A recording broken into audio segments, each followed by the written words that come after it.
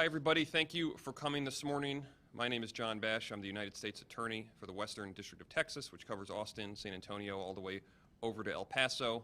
I want to thank the local media for coming out today. We have a really important message to the public here where we're trying to get information on potential victims of serious alleged sexual offenses. I also want to thank Chief Todd Radford of Lakeway Police Department for hosting us today. This new facility, they just moved in here this year, and it's really, can't see it all, but it's a really nice facility. Just so you know who's behind me before we get into the substance, two of our assistant United States attorneys that are working this case, Karthik Srinivasan and Keith Henneke, are both behind me. Travis County District Attorney Margaret Moore, whose office has been closely involved in our investigation in our case, is behind me as well. John Scotta, Assistant Special Agent in Charge from the Federal Bureau of Investigation's Austin office. I already mentioned Chief Radford. Also Detective Mary Proctor, who has been working this case for a long time, is here. Gary Cutler, Sheriff of Hays County. From the Austin Police Department, our great Austin Police Department, Jennifer Stevenson, Robert Miljenovich, Will Wright, and Rusty Wyrich. From the Bee Cave Police Department, William Pittman and Ryan Halley. From the Travis County Sheriff's Office, Willie Taylor and Tom Szymanski.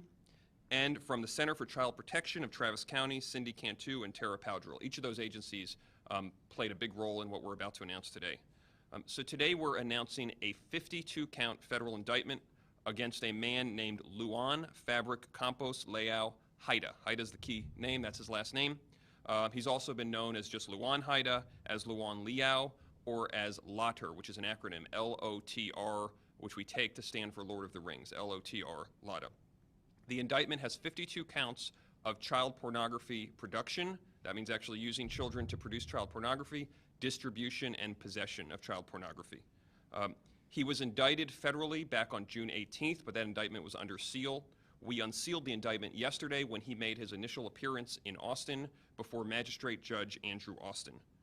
Just to get this out of the way, an indictment is just an allegation of guilt. It's not evidence of guilt. He still needs to, he's not guilty until he either pleads guilty or is proven guilty to a jury, to make that clear. The acts alleged in the indictment involve 15 alleged victims. Those victims are boys between the age of 12 and 17, or they were at the time of the alleged abuse. They come from all over our community, from Lakeway, from Travis County, from Hays County. And the indictment alleges they were involved in the production of child pornography. They were victims of the production of child pornography at the hands of the defendant, Haida. This investigation was conducted with numerous law enforcement partners. I already mentioned the Travis County District Attorney's Office, the Hays County District Attorney's Office, the Hays County Sheriff's Office, the Bee Cave Police Department, Austin Police Department, and Lakeway Police Department, and of course the Center for Child Protection of Travis County. We thank them for their assistance. The reason we're holding a press conference today is we are concerned there may be more victims. We know there are unidentified victims that we have seen but don't know who they are. There may be numerous other victims that we do not know about. And what we are doing is asking the community and the public, if you know any children who have been victimized or who you suspect might have been victimized by Haida, please contact the authorities, please contact the FBI. FBI Special Agent Scotta is going to come up here in a second and give contact information for how to report this to the FBI. So we really want to find out if there were more victims out there to help these victims and to make sure justice is achieved for those victims. Just for our Spanish speakers out there, si cree que su hijo o su hija ha sido una víctima de este hombre, por favor llame a las autoridades. This case began with local investigations.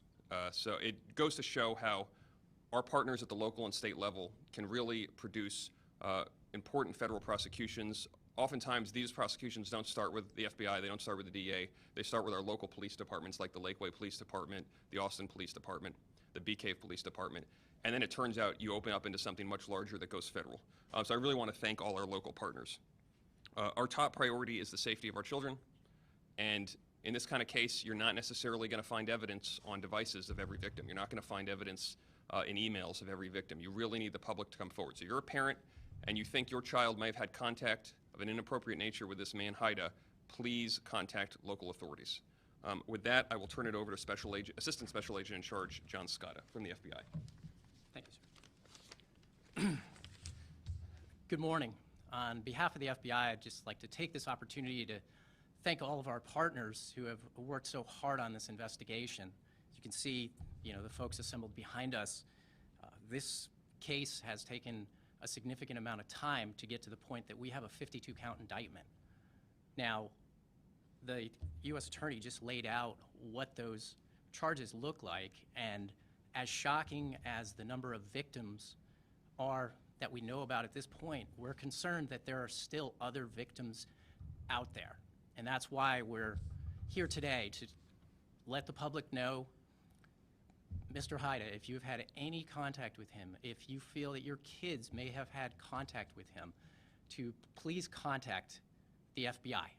We will then ensure that our victim specialists, who are really great at helping people come to terms with the fact that they have been a victim, and get them the help, you and your family, the help that you're going to need. We also understand it's really difficult to come forward when you have been a victim of a crime, but it's important to do so. And behind me is information on how you can get in touch with us, but the reason it's important to come forward is so you can get the help that you're going to need, and also so Mr. Haida can be held accountable for all of his crimes. What he's looking at with the charges today is very significant, but we want to ensure that we have a full understanding of his criminal activity and that there aren't still people out there who are victims of it. Thank you. And now we're going to bring to the podium Chief Radford from the Lakeway Police Department. Thank you, sir. Welcome, ladies and gentlemen, to the City of Lakeway, and on behalf of the citizens of Lakeway and Lakeway Police Department, welcome. It's unfortunate that we have to meet today on such an occasion, but this case does epitomize what it means to work together collaboratively to come together for what victims need. So, as both speakers before me have stated, if you have come in contact with this individual or you believe your kids have, please do not hesitate. Call so we can get you the help that you need. And again, on behalf of the citizens of Lakeway, also on behalf of Lieutenant David Law and also his CID staff who've worked this case, and Detective Mary Proctor, who is the lead investigator, we're thankful we could get done what we could do, and we appreciate all the help that our partners have given us. So now we'll open it up for questions in just a second. I just want to note that the FBI has set up a dedicated email address. We'll get that out to the media and to probably put it on social media so people know what it is. I'm trying to see if I have it right here. I don't have it in front of me, but we have a dedicated email address that people can email. There's also another mechanism where you can submit information confidentially. Or the easiest thing, just call the Lakeway Police Department, call the Austin Police Department, and say that you have information. Any way you can do, please get that information to authorities. Bear in mind that a lot of times, speaking generally, victims of child sexual abuse don't maybe know they're a victim, especially if they're very young. They may have been under the influence of drugs or alcohol during the victimization, and so they may not fully appreciate that they were victims. And so if you're a parent and your child is having private contact with the defendant in this case, please contact authorities and let authorities figure out what's going on. With that, I'll open it up to some questions, bearing in mind that because this is pre-trial, there's a lot that we're not going to be at liberty to say in this setting.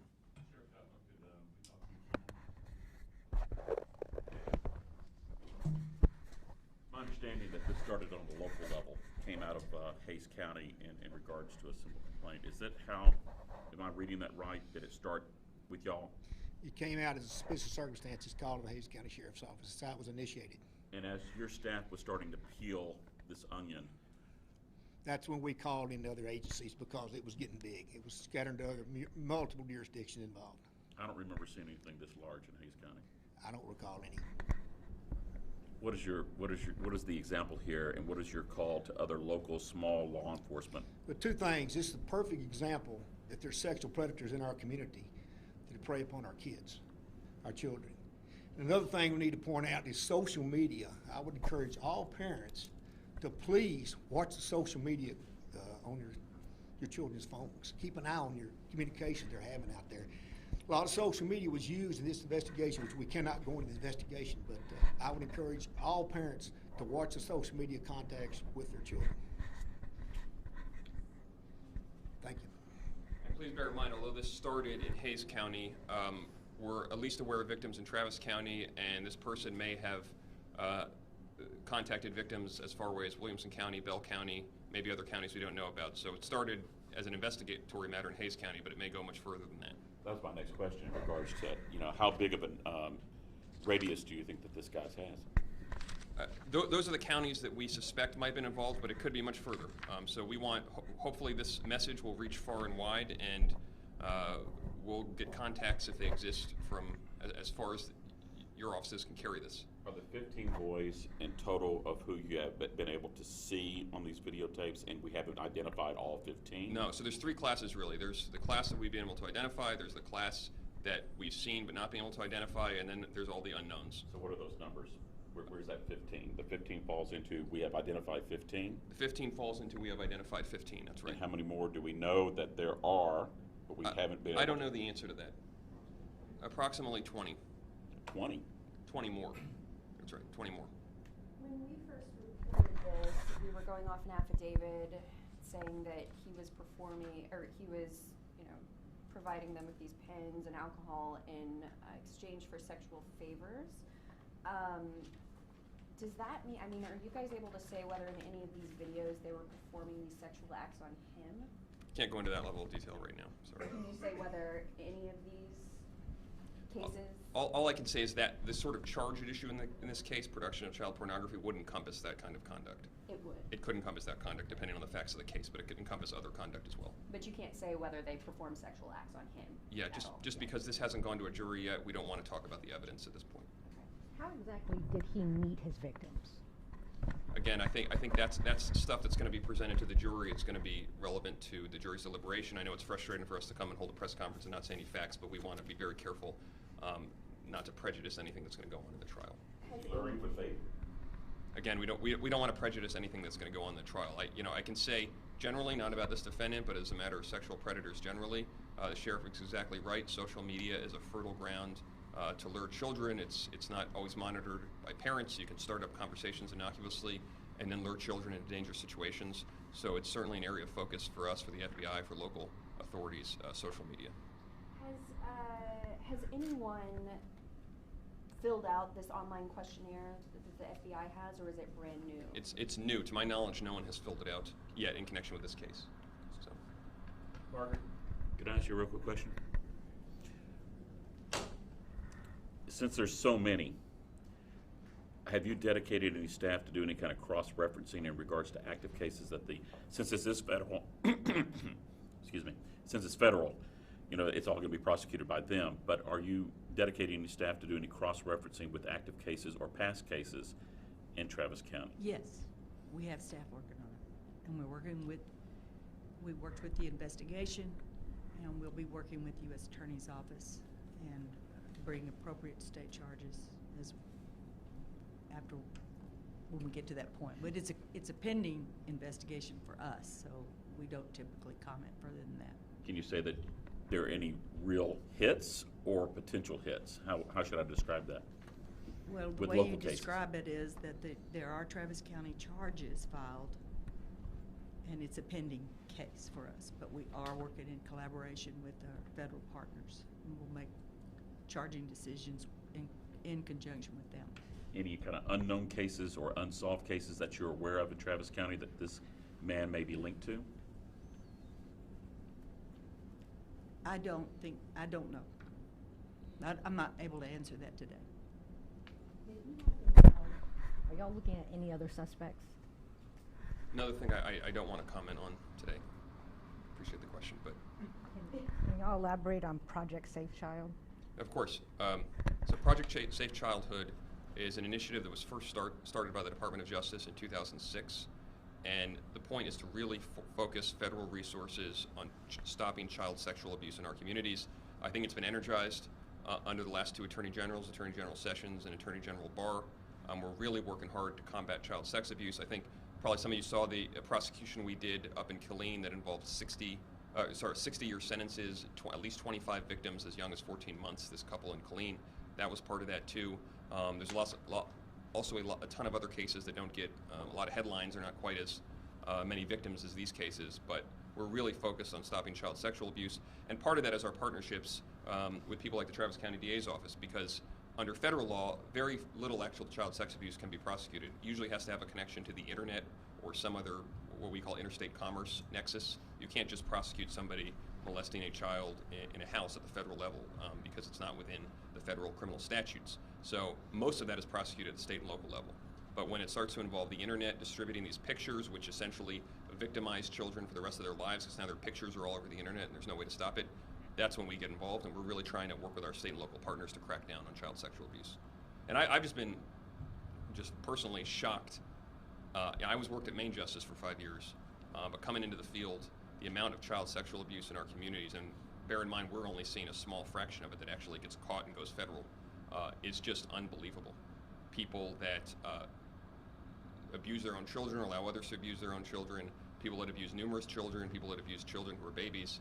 It's really astonishing. I had an op-ed in the Express News a couple months ago on this, and it's just been shocking as a law enforcement person to me how much child sexual abuse there is out there. And bear in mind that a lot of these things don't get reported because the victims are too young to know that what's happening to them is wrong, or they're just scared to report it. So it's the actual incidence of it must be way larger than the amount we're prosecuting. With that said, Mr. Bash, have you gone upstream? If he was allegedly uploading this information onto the web, have you all followed upstream? Are there going to be any other individuals caught up in this that we're going to be finding out about? We always do our best to follow that. So if anyone's receiving that child pornography, possessing it, certainly if anyone, as the question before alluded to, is helping him produce it, those are all federal criminal offenses, and we're going to exhaust all our investigative resources to determine if anyone else committed an offense in connection with these pictures and images. I noticed some of these dates of production, there's some dating back to 2014. It looks like there's a gap in between 2014 and 2017. Do you guys have any reason to believe that parents should be thinking, about something that might have happened to their child even before 2014 or That's between that gap? That's a fantastic question. Parents should be thinking even before 2014. You never know if this person or someone somehow associated with him might have been abusing kids before that time. So we want to cast a wide net here. Don't just limit yourself to recent years to a child who was in Hays County or Travis County. It could be anywhere in Central Texas. I mean, heck, if you're in a different state and you're seeing this and you've seen this guy's picture around your children, we don't have any reason to believe that he was going around in different states, but if you do, please report it.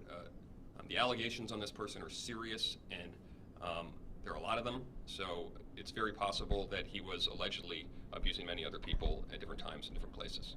Can you say how quickly this all came together once in Hays County we kind of figured out that this was a big deal? How quickly you guys were able to? Well, this whole investigation was less than a year. So August 2018 is when he was arrested by the Hays County Sheriff's Department. We indicted him in June. An investigation this sprawling, that doesn't mean we couldn't have indicted him much earlier than that, but you want to make sure you get all the evidence that you need before the indictment comes in, that you're able to put up as many meritorious charges as you can. So it was less than a year, which is not a super long time, but we wanted to make sure we could get as much accountability as possible, and we knew he was in custody, of course, so it wasn't as if there was a continuing threat. Sheriff Cutler, how soon after first learning, about this suspect was he arrested? How quickly Well, did that come together? the initial report of the suspicious circumstances report came in on July 18th, so it's almost a year ago. And then, as he said, it was in August as a result of the spun off into the investigation and to where it is today. Any other questions? Mr. Bash, I noticed that he's 25, right? That's right. So theoretically, he started this operation while he was 19, 20 years old. Has he Or given any kind of statement in regards that he was a victim of pornography and this was just part of a cycle? Appreciate the question, but I definitely wouldn't want to comment on any custodial or non-custodial statements by the defendant, which of course could, in theory, play a role in a trial. So you reasonably could have started this while he was still a minor? Can't comment on that, but speaking generally, that is often true of predators, that they started when they were a minor, and certainly true of predators that some of them were victims themselves. But of course, that doesn't excuse making 20 or 30 other victims. I I don't think we know his. I don't know off the top of my head his occupation, so I don't know. I don't know the answer to that if he had one. Is there someone that could speak to maybe the signs that parents would be able to notice if their kids had been abused? Does anyone want to speak to that? I mean, I think that I don't think parents should be engaged. Okay, go ahead. I would just say in general, Cindy Cantu. with the Center for Child Protection. I would just say in general that parents should be aware of any behavioral changes that they see with their children and to listen to them.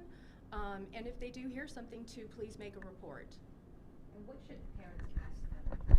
They really shouldn't ask them anything. They should listen to their child, because we wouldn't want them to ask any questions that may suggest information. So we'd prefer that when children are giving statements that it's a clean statement, so without suggestion. Just really to listen and to support. How would you suggest that parents approach their child if they have a suspicion about them being addicted? So in general, I think that a parent could ask them if there was anything that has happened to them that they feel unsafe about, and then really encourage that child to trust that parent to talk with them. If they don't feel that the parent is someone that they can talk to, then to find a safe person, maybe a therapist or somebody else that the parent trusts that the child can talk to. And I just want to emphasize, parents shouldn't do the detective work of sexual abuse investigators. They can just, if your child knew this person, if you knew this person, you should reach out to the FBI and the email address we're going to provide, or call your local police department. Even if your child turns out not to have been a victim, your child might have been a witness. That's going to be important. The child might know this person had an inappropriate friendship with somebody else. And so if your child knew this person, you should contact the authorities. It could turn out that you don't have anything useful for the authorities, but it's better to be safe than sorry, and we wouldn't encourage parents to undertake their own sexual abuse investigation beyond what they would ordinarily do as a parent, because that's really the job for the professionals. Have y'all interviewed witnesses who weren't necessarily victims? I don't want to get into the investigations we've done. Well, I want to thank everybody for coming today. It's really important to me that local media cover this, especially given the request for information from the public here, and to acknowledge the work of all our law enforcement partners. They've done a fantastic job on this case, and hopefully we'll continue their work in this prosecution. So I appreciate everybody coming out today. Thank you.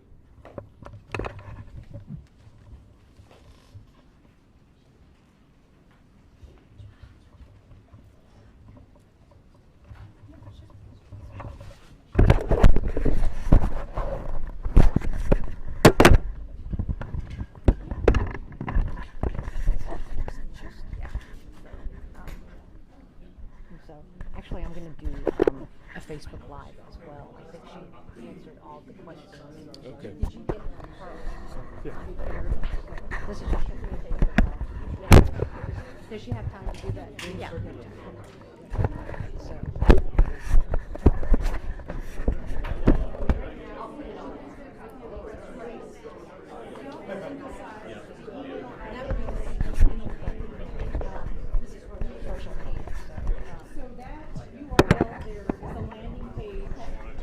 Oh, okay. So something super great. What is the center for? Because right now, the important thing is we're looking for. Let me do it out there.